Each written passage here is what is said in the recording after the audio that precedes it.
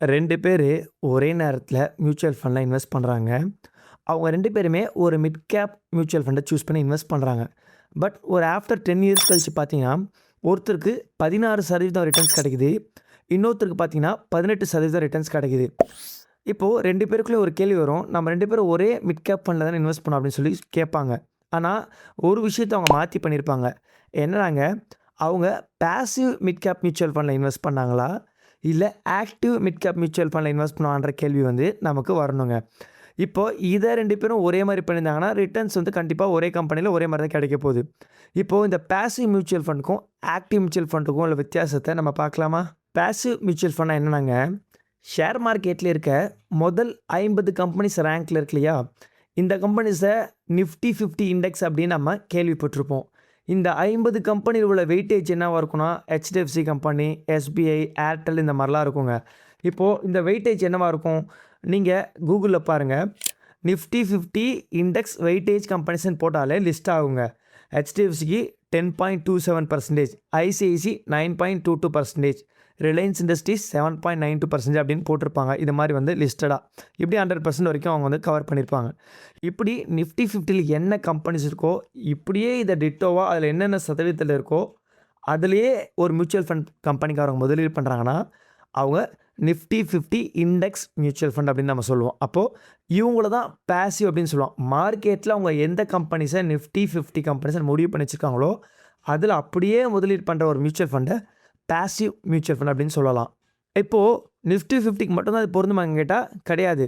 இது mid cap இண்டெக்ஸ்க்கும் பொருந்தும், small cap இண்டெக்ஸ்க்கும் பொருந்தும். இப்போது முதல் 100 கம்பெனிக்கு அப்புறம் 101வது கம்பெனிலேருந்து 250வது கம்பெனி இருக்குல்ல ஷேர் மார்க்கெட்டில் உள்ள ரேங்கிங்கில், இவங்கள தாங்க நம்ம மிட் கேபிட்டலைசேஷன் அப்படின்னு சொல்லுவோம். ஸோ இப்படி இந்த கம்பெனிஸில் அப்படியே டிட்டோவாக அவங்க மார்க்கெட்டில் மிட் கேப்பில் என்னென்ன வெயிட்டேஜ் கொடுத்து வச்சுருக்காங்களோ, அந்த கம்பெனியில் ஒரு மியூச்சுவல் ஃபண்ட் இன்வெஸ்ட் பண்ணுறாங்கன்னா, அவங்க தான் வந்து மிட் கேப் இண்டெக்ஸ் ஃபண்டு நம்ம சொல்லலாம். மிட் கேப் 150 இண்டெக்ஸ் ஃபண்ட் அந்த மாதிரிலாம் கூட இருக்கும். முன்னாடி உங்களோட கம்பெனி நேமும் வந்துடுங்க. இல்லை ஸ்மால் கேப் பக்கம் நீங்கள் பேசுகிறீங்க அப்படின்னா, ஸ்மால் கேப்புக்கும் இருக்குங்க.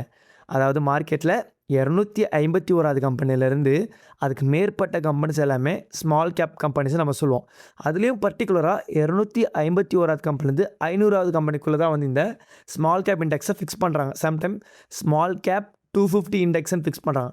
அப்புறம் ஸ்மால் கேப் 100 கம்பெனிஸில் கூட இன்வெஸ்ட் பண்ணுவாங்க. ஸோ இப்படி மார்க்கெட்டில் எதெல்லாம் தேர்ந்தெடுத்து வச்சுருக்காங்களோ, இந்த மாதிரி கம்பெனிஸில் இதே அளவில் இதே வெயிட்டேஜில் வந்து ஒரு மியூச்சுவல் ஃபண்ட் கம்பெனிக்காரங்க வந்து இன்வெஸ்ட் பண்ணுறாங்கன்னா, அதை தாங்க வந்து பாசிவ் மியூச்சுவல் ஃபண்ட் அப்படின்னு நம்ம சொல்லுவோம். இதில் Nifty 50, Nifty next 50, Nifty mid cap 150, Nifty mid cap 100, Nifty small cap 250, Nifty small cap 15 இப்படி இந்த மாதிரி இந்த இண்டெக்ஸாக இருக்கும் பாருங்கள். இதில் எல்லாமே பார்த்தீங்கனாலே உங்களுக்கு தெரியும். கூகுளில் போய்ட்டு நீங்கள் மார்க்கெட் இண்டைசஸ்ன்னு போட்டாலே என்ஐசி வெப்சைட்டில் போனீங்கன்னா இண்டைசஸ்ன்னு இருக்கும். அதை செலக்ட் பண்ணிங்கனாலே எவ்வளோ இண்டெக்ஸஸ் இருக்குன்னு உங்களுக்கு வந்து காண்பிக்குங்க. ஸோ இதில் என்ன மியூச்சுவல் ஃபண்ட் இன்வெஸ்ட் பண்ணுறாங்களோ இவங்க பாசிவ் மியூச்சுவல் ஃபண்ட் அவ்வளோதான். சரிங்களா? இது கம்பெனி வேறுபடும். லார்ஜ் கேப்பாக இருக்கலாம், ஸ்மால் கேப்பாக இருக்கலாம், என்னன்றதை நம்ம பார்க்கலாம். ஆனால் ஸோ இப்படி மார்க்கெட்டில் எதெல்லாம் வந்து இப்படி நிர்ணயித்து வச்சுருக்காங்களோ இதில் இன்வெஸ்ட் பண்ணுறனால இந்த மியூச்சுவல் ஃபண்டில் பார்த்தீங்கன்னா எக்ஸ்பென்ஸ் ரேஷியோ செலவு பார்த்தீங்கன்னா உங்களுக்கு கம்மியாக வாங்குவாங்க. ஏன்னா ஃபண்ட் மேனேஜர் ரொம்ப ரிஸ்க் எடுக்கல, மார்க்கெட்டோடு சேர்ந்து ட்ராவல் பண்ணுறாரு. கரெக்டுங்களா? அடுத்து மார்க்கெட்டில் இவங்க வேறு யாரையும் காம்படிஷனாக பீட் பண்ணுற அவசியம் இருக்காது. மார்க்கெட் என்ன ரிட்டர்ன்ஸ் கொடுக்குதோ அந்த ரிட்டர்ன்ஸ் அப்படியே இந்த மியூச்சுவல் ஃபண்ட் வந்து உங்களுக்கு ரிட்டர்ன்ஸ் கொடுக்கும். இதில் நீங்கள் சூஸ் பண்ணுற கேட்டகரி பொறுத்து ஸ்மால் கேப்பா மிட் கேப்பா அப்படின்றதெல்லாம் இருக்குது. சரிங்களா? லார்ஜ் கேப்ன்றது உங்களுக்கு சிம்பிளாக தெரியும். அதாவது முதல் 100 கம்பெனிஸ் மார்க்கெட்டில் என்ன ரேங்கிங் இருக்கோ அது வந்து லார்ஜ் கேப். சரிங்களா? இப்போது இதில் அடுத்த கேள்வி, ஆக்டிவ் மியூச்சுவல் ஃபண்டாக என்ன அப்படின்னு கேட்பாங்க. அப்படியே இதுக்கு ஆப்போசிட்டான்னு பார்க்கலாமா என்னென்னு? ஒன்றும் இல்லைங்க. இப்போது மிட் கேப்புக்கு நான் வரேன். மிட் கேப் 150 இண்டெக்ஸ்ன்னு இருக்கு இல்லையா? இந்த 150 கம்பெனிக்குள்ளே இவங்க வந்து இன்வெஸ்ட் பண்ணலாம். ஆனால் அப்படியே டிட்டோவாக மார்க்கெட்டில் என்ன வெயிட்டேஜ் கொடுத்துருக்காங்களோ இந்த 150 கம்பெனியில் பண்ணுற அவசியம் இருக்காது. இவங்களுக்கு தேவைன்னா ஒரு 40 கம்பெனி கூட 150 கம்பெனிஸ் இருக்கு அந்த லிஸ்ட்டில் ஒரு 40 கம்பெனிஸ் கூட சூஸ் பண்ணி அதில் இவங்க விருப்பப்பட்டால் அந்த ஒரு கம்பெனிக்கு 10% கூட வெயிட்டேஜ் கொடுத்து இன்வெஸ்ட் பண்ணலாம். புரியுதுங்க அவங்களுக்கு ஆக்டிவ் ஃபண்ட்னா என்னென்னு? இந்த பக்கம் ஒரு வேளை வந்து ஸ்மால் கேப் வரோன்னா மார்க்கெட்டில் 251லேருந்து 500 வரைக்கும் இருக்க கம்பெனிஸ்குள்ளே இருக்கலாம். அண்ட் அதுலேயும் இப்படியே டிட்டோவாக மார்க்கெட்டில் எதை ஸ்மால் கேப் வச்சுருக்காங்களோ அதெல்லாம் பண்ண அவசியம் கிடையாது.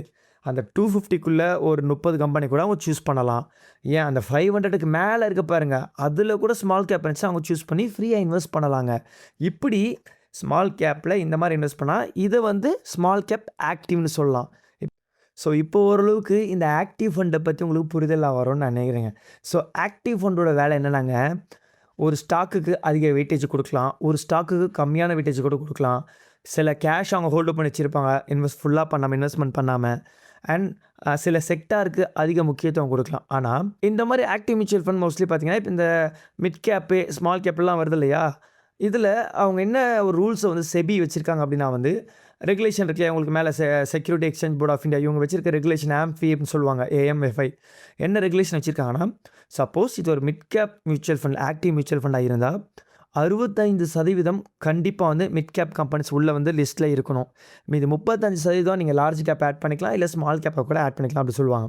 இதே ஸ்மால் கேப் ஆக்டிவ் மியூச்சுவல் ஃபண்டாக இருந்தால் அதே மாதிரி 65% இந்த ஸ்மால் கேப் கம்பெனிஸில் வந்து அவங்க இன்வெஸ்ட்மெண்ட் பண்ணியிருக்கணும். மீதி உள்ள 35% லார்ஜ் கேப்லையோ இல்லை மிட் கேப்பில் உள்ள கம்பெனிஸ் லிஸ்ட் எடுத்து கூட இவங்க வந்து இன்வெஸ்ட் பண்ணலாம் அப்படின்ற ஒரு ரூல்ஸ் இருக்குங்க.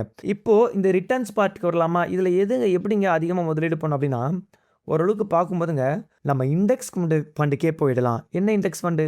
ஸ்மால் கேப் இண்டெக்ஸாக இருக்கலாம், மிட் கேப் இண்டெக்ஸாக இருக்கலாம், அல்லது நிஃப்டி 50 இண்டெக்ஸாக இருக்கலாம். ரிட்டர்ன்ஸு எவ்வளோ எனக்கு வேணுன்றதை பொறுத்து போயிடுவாங்க. ஏன் அப்படின்னு கேட்டிங்கன்னாங்க, இந்த ஆக்டிவ் மியூச்சுவல் ஃபண்டோட ரிட்டர்ன்ஸு நல்லாவே கொடுத்துரும். சம்டைம்ஸ் 18 கூட கொடுக்கலாம், இல்லைன்னு சொல்லலாம். ஆனால் எல்லா ஆக்டிவ் மியூச்சுவல் ஃபண்டும் இதே மாதிரி பெர்ஃபார்ம் பண்ணுவாங்க நம்ம சொல்ல முடியாது. ஏன்னா ஃபண்ட் மேனேஜர் உங்களுக்காக தனிப்பட்ட ரிஸ்க் எடுப்பாங்க. இதனால் கண்டிப்பாக எக்ஸ்பென்ஸ் ரேஷியோ அதிகமாக தான் இருக்கும். கண்டிப்பாக அவங்க மார்க்கெட் இண்டெக்ஸை வந்து பீட் பண்ணுன்ற விஷயத்தில் வேலை பார்ப்பாங்க. ஸோ இண்டெக்ஸோட இது வித்தியாசமாக இதில் வேலை நடக்கும். ஸோ ஃபண்ட் மேனேஜரோட ரிஸ்க் அதிகமாக இருக்குது. அவங்க ஒரு மிஸ்டேக் பண்ணாலும் அதோட விளைவுகள் காட்டுறதுக்கு வாய்ப்புகள் இருக்குது. அண்ட் மார்க்கெட்டோடு இது நல்லா பெர்ஃபார்ம் பண்ண விட கண்டிப்பாக நல்லாவும் பெர்ஃபார்ம் பண்ணும். ஃபண்ட் மேனேஜரோட ஸ்கில்லை பொறுத்து, அந்த கம்பெனியை பொறுத்து. சில நேரம் மார்க்கெட்டில் 16% கொடுக்கும்போது இது 15% கொடுக்கலாமான்னு கேட்டால் கொடுக்கறதுக்கும் வாய்ப்புகள் இருக்குது. ஸோ இது யாருக்குன்னா, இன்வெஸ்டர்ஸ் லாங் டேர்மில் நான் ப்ரிஃபர் பண்ணுறேன், ரிஸ்க் எடுக்கிறேன்றவங்க ஆக்டிவ் மியூச்சுவல் ஃபண்டை சூஸ் பண்ணலாம். ப்ரோ ஒரு 1%, 2% தான் வித்தியாசம் கிடைக்குது, எனக்கு அவ்வளோலாம் ரிஸ்க்லாம் வேணாம், நான் இண்டெக்ஸ்லேயே போடுறேன் அப்படின்னு நினைக்கிறவங்க, நீங்கள் என்ன கேட்டகரி சூஸ் பண்ணாலும் இண்டெக்ஸ் ஃபண்டுக்கு போயிடலாம். ஸோ நீங்கள் எந்த ஆப்பில் நீங்கள் சர்ச் பண்ணாலும், நீங்கள் வந்து ஒரு வேளை குரோவாக இருக்கலாம், இல்லை ஜீரோதாவோட காயினாக இருக்கலாம், எதில் வேணால் நீங்கள் இன்வெஸ்ட் பண்ணாலும் அங்கே போய் சர்ச் பண்ணும்போதே அந்த பேர்லேயே உங்களுக்கு காட்டும். இண்டெக்ஸ் அப்படின்னு வருதுனாலே நீங்கள் அதை வச்சு முடிவு பண்ணிக்கலாம். அதே மிட் கேப் 150 இண்டெக்ஸ்னால் இது வந்து பேசிவ் ஃபண்டை முடிவு பண்ணிக்கலாம். அதே மாதிரி இந்த பக்கம் வெறும் மிட் கேப் ஃபண்ட் அப்படின்னு வருதுன்னா, ஸோ அது வந்து பேசிவ் கிடையாது, ஆக்டிவ் ஃபண்ட் அப்படின்னு முடிவு பண்ணிக்கலாம். ஸோ இது ரெண்டுத்துலேயும் ரிட்டர்ன்ஸில் வித்தியாசம் வர மாதிரிங்க. ஒன்று முன்னையும் போகலாம், ஒன்று பின்னையும் வரலாம். பட் ரொம்ப மோசமாக போகும்னு நம்ம சொல்ல முடியாது. அதே நேரத்தில் எக்ஸ்பென்ஸ் செலவுகள் அப்படின்னு பார்த்தீங்கன்னா, இப்போது ஒரு மிட் கேப்போடைய மியூச்சுவல் ஃபண்டை நான் வந்து இண்டெக்ஸ் மியூச்சுவல் ஃபண்டை செக் பண்ணுறேன், ஒரு கம்பெனி சரிங்களா. அந்த கம்பெனி என்ன பண்ணுறாங்கன்னா, இண்டெக்ஸ்க்கு 0.22 வந்து எக்ஸ்பென்ஸ் ரேஷியோ சார்ஜஸ் வந்து எடுக்கிறாங்க. அதே சேம் கம்பெனி ஆக்டிவ் மியூச்சுவல் ஃபண்டில் அதே மிட் கேப்பில் இன்வெஸ்ட் பண்ணுறாங்க. அவங்க இதுக்கு எக்ஸ்பென்ஸ் ரேஷியோ எவ்வளோ எடுக்கிறாங்கன்னா 0.65% பண்ணுறாங்க. இந்த செலவு பாருங்கள், இதுக்கும் டிஃப்ரென்ஸ் இருக்கேன்னு கேட்டிங்கன்னா, இவங்க அதிகமாக உங்களுக்காக வேலை பார்க்க வேண்டியது இருக்குங்க. ஸோ நான் வந்து செக் பண்ணி பார்க்கும்போது லாஸ்ட்டு 10 இயர் ரிட்டர்ன்ஸ்னு பார்க்கும்போதுங்க, ஒரு 4 ஃபண்டு இண்டெக்ஸே வந்து பீட் பண்ணியிருக்கு, இல்லைன்னு நம்ம சொல்ல முடியாது. ஆனால் ஒட்டுமொத்த எல்லா ஆக்டிவ் ஃபண்டும் பீட் பண்ணிச்சான்னு கேட்டால் கிடையாதுங்க. ஸோ எக்ஸாம்பிளுக்கு சொல்கிறேன், லாஸ்ட்டு 10 இயர்ஸில் வந்து ஒரு இண்டெக்ஸ் ஃபண்டு பார்த்தீங்கன்னா 18.2% எடுக்குதுன்னா, ஆக்டிவ் ஃபண்டு 20%, ஒரு 2% எக்ஸ்ட்ரா கூட எடுக்குது, இல்லைன்னு சொல்ல முடியல. பட் பெரிய டிஃப்ரென்ஸ் இல்லை. 2%னால லாங்கர் ரனில் நிறைய முதலீடு பண்ணும்போது கண்டிப்பாக காசு அளவில் பெரிய டிஃப்ரென்ஸ் வரும், ரிட்டர்ன்ஸ் வருங்க. நீங்கள் தாங்க இந்த ரிஸ்க்கை பார்த்து யோசித்து முடிவெடுக்கணும். இதில் நீங்கள் போய் இண்டைசஸ்லாம் பற்றி கொஞ்சம் தெரிஞ்சுக்கணும் அப்படின்னு நினச்சிங்கன்னா, டைரெக்டாக NSE வெப்சைட்டில் இண்டைசஸ்ன்னு ஒரு செக்ஷன் இருக்கும், அதை கிளிக் பண்ணி பாருங்கள், எவ்வளோ இண்டைசஸ் இருக்குன்னு உங்களுக்கு காண்பிக்கும். ஸோ இந்த ஸ்மால் கேப்பு, மிட் கேப்பு, இந்த நிஃப்டி 50லாம் ரேங்கிங் தான். இந்த லிஸ்ட்லேருந்து இந்த லிஸ்ட்டில் இருக்க கம்பெனிஸ்லாம் ஷேர் மார்க்கெட்டில் அவங்களே சூஸ் பண்ணி வச்சுருப்பாங்க, ஓகேங்களா. ஸோ இந்த மாதிரி மியூச்சுவல் ஃபண்டை வந்து நீங்கள் கரெக்டாக தேர்ந்தெடுங்க. அண்ட் அடுத்த பதிவில் பார்த்தீங்கன்னா வந்து கண்டிப்பாக வந்து டைரக்ட் மியூச்சுவல் ஃபண்டுக்கும் ரெகுலர் மியூச்சுவல் ஃபண்டுக்கும் உள்ள வித்தியாசத்தை நம்ம பார்க்கலாங்க. ஏன்னா direct mutual fund, regular mutual ஃபண்டுக்கும் இதே மாதிரி நிறைய வித்தியாசங்கள் வரும். ரிட்டர்ன்ஸ்லேயும் உங்களுக்கு வித்தியாசங்கள் வரும், சார்ஜஸ்லேயும் உங்களுக்கு வித்தியாசம் வரும். ஸோ அதை நம்ம அடுத்த பதிவில் நம்ம பார்க்கலாங்க. அண்ட் இப்போ பார்த்து இதை மட்டும் வச்சு தான் நீங்கள் மியூச்சுவல் ஃபண்டை சூஸ் பண்ணணுமான்னு கேட்டால் கிடையாது. இதோட போதாது, ரோலிங் ரிட்டர்ன்ஸோடு சேர்த்து alpha, beta, standard deviation, capture ratio, இந்த மாதிரி சில டேர்ம்ஸ்லாம் கூட நம்ம பார்க்க வேண்டியிருக்கும். இதை பற்றி already mutual fund part 1, part 2 2 video analysis நான் போட்டிருக்கேன். எப்படி ஒரு மியூச்சுவல் ஃபண்ட் நம்ம தேர்ந்தெடுக்கிறது அப்படின்றத, அந்த பதிவையும் பிளேலிஸ்ட்டில் செக் பண்ணுங்கள். நான் உங்கள் விக்கி. இந்த மாதிரியான ஃபைனான்ஷியல் கண்டென்ட்ஸ்க்கு நம்ம பேஜை ஃபாலோ பண்ணிக்கோங்க. நன்றிகள்.